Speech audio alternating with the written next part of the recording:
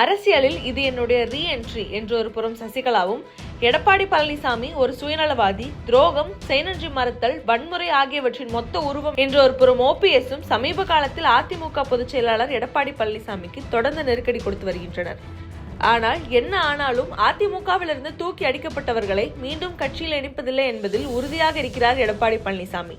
Sasikala, OPS, Dinakaran சொல்லியும் கேட்காத எடப்பாடிக்கு இப்போது அதிமுகவின் முக்கிய முகங்களே அழுத்தம் கொடுக்க தொடங்கியிருப்பதாக தெரிய வந்திருக்கிறது. நேற்று சேலத்தில் இருக்கும் எடப்பாடி வீட்டில் அதிமுகவின் முன்னாள் அமைச்சர்கள் முக்கிய ஆலோசனை நடத்தியிருக்கின்றனர். செங்கோட்டையன், நத்தம் விஸ்வநாதன், சி.வி. சண்முகம், தங்கமணி, வேலுமணி, கே.பி. அன்பழகன் ஆகிய 6 முன்னாள் அமைச்சர்கள் எடப்பாடியை நேரில் சந்தித்து காரசாரமான விவாதத்தில் இறங்கியிருக்கின்றனர். இந்த மீட்டிங் கிட்டத்தட்ட 2 மணி நேரத்துக்கும் மேலாக நடந்ததாக சொல்லப்படுகிறது. அதிமுகவின் தொடர் தோல்விகளை பற்றியும், 2026 சட்டமன்ற தேர்தலில் பெரும்பான்மையுடன் அதிமுக வெல்வதற்கான வியூகங்கள் பற்றியும் இந்த மீட்டிங்கில் ஆலோசிக்கப்பட்டிருக்கிறது. ஆனால் அதையும் விட முக்கியமான விஷயம் ஒன்றும் அஜெண்டாவில் இருந்திருக்கிறது. அதாவது அதிமுகவை ஒன்றிணைக்கும் பேச்சுவார்த்தைகளில் முன்னாள் அமைச்சர்கள் இறங்கியதாக தெரிய வருகிறது. ஓபிஎஸ், சசிகலா, தினகரன் இவர்கள் அனைவரும் ஒரு தனி அணியாக இருப்பதால் நடந்து முடிந்த மக்களவைத் தேர்தலில் அதிமுகவின் வாக்கு வங்கி பல கூறாக பிரிந்தது. இது சட்டப்பேரவை தேர்தலிலும் நடக்காமல் இருக்க அதிமுகவை மீண்டும் வெற்றி பாதையில் அழைத்துச் செல்ல கட்சி ஒன்றிணைவது அவசியமாகிறது என்று முன்னாள் அமைச்சர்கள் எடப்பாடி பழனிசாமியை வலியுறுத்தியதாக தெரிய வருகிறது. அது மட்டுமில்லாமல் கட்சி பிரிந்திருப்பதால் கிளைக்கழக செயலாளர்களை தேர்தல் பணிகளை சரியாக செய்யவில்லை என்றும், தொண்டர்களுக்கே கட்சி மீது அதிருப்தி ஏற்பட்டுவிடும் என்றும் 6 பேரும் சேர்ந்து எடப்பாடிக்கு அட்வைஸ் செய்திருக்கின்றனர். ஆனால் எடப்பாடி தன் முடிவில் சற்றும் தளராமல் ஓபிஎஸ், சசிகலா, தினகரனை மீண்டும் கட்சியில் சேர்க்கக்கூடாது என்பதில் உறுதியாக இருப்பதாக தெரிய வந்திருக்கிறது. ஆனால் முன்னாள் அமைச்சர்களும் தங்கள் வாதத்திலிருந்து பின்வாங்காததால் முடிவு எட்டப்படாமலே கூட்டம் நடந்து முடிந்திருக்கிறது.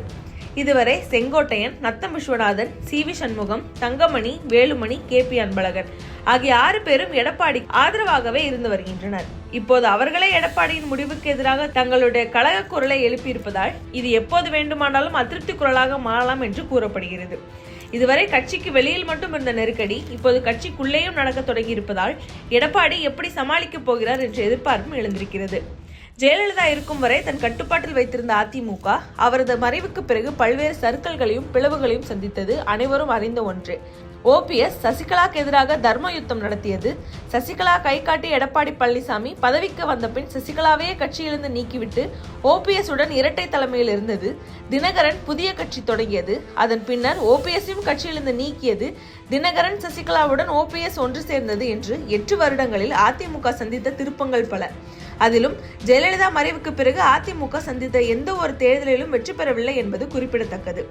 எடப்பாடி தலைமையிலான அதிமுகவில் ஒரு தேர்தலில் கூட வெற்றி பெறாதது இப்போதும் அவரின் கட்சியை வழிநடத்தும் திறனில் கேள்வியை எழுப்பியிருக்கிறது.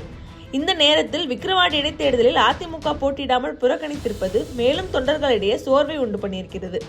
கள்ளக்குறிச்சி கள்ளச்சாராய விவகாரம், சட்ட ஒழுங்கு பிரச்சனைகள் என்று தொடர்ந்து ஆளும் திமுகவுக்கு நெருக்கடி கொடுக்கும் சம்பவங்கள் நடந்தேறி கொண்டிருக்கும் நேரத்தில் அதிமுக மட்டும் களத்தில் இருந்திருந்தால் வெற்றிக்கான வாய்ப்புகள் அதிகமாகவே இருந்திருக்கும். அதனால் தேர்தலை புறக்கணித்தது சரியான முடிவில்லை என்று அரசியல் விமர்சகர்கள் கூறி வருகின்றனர். அதே நேரம் அதிமுக பாஜகவுடன் மறைமுக கூட்டணியில் இருக்கிறது. அதனால்தான் பாமகவின் வெற்றிக்கு உதவும் விதமாக தேர்தலில் இருந்து பின்வாங்கி இருக்கிறது என்ற குற்றச்சாட்டும் உலா வருகிறது. 8 வருடங்களில் ஒரு வெற்றியை கூட காணாமல் இருக்கும் அதிமுகவின் அடிப்படை தொண்டரின் மனநிலையையும் கட்சி தலைமை கருத்தில் கொள்ள வேண்டும் என்று கூறுகின்றனர் அரசியல் விமர்சகர்கள். இதனால் எடப்பாடி பழனிசாமி தன் பிடியிலிருந்து இறங்கி வருவாரா, மீண்டும் ஓபிஎஸ், சசிகலா, தினகரன் அனைவரும் அதிமுகவின் கீழ் ஒன்றிணைய வழிவிடுவாரா என்ற எதிர்பார்ப்புகள் எழுந்திருக்கின்றனர். ஒருவேளை எடப்பாடி மறுத்தால் 6 முன்னாள் அமைச்சர்களும் கட்சிக்குள்ளே மீண்டும் ஒரு கழகத்தை உண்டு செய்வார்களா? அதை எடப்பாடி தாக்கு பிடிப்பாரா என்கிற கேள்வியும் எழுந்திருக்கின்றன.